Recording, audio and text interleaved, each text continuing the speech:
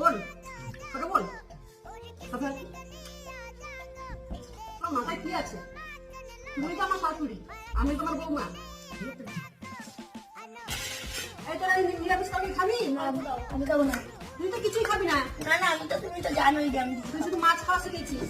হ্যাঁ, ওটা আমার বাবার আরো মাছ খাইনি ভাই।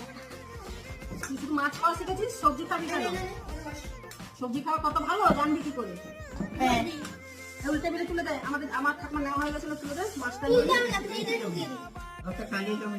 আরে ভালো করে মাছ দিও, আমার যেটা একটু বেশি করে তেল হবে, তাই না বন্ধুরা?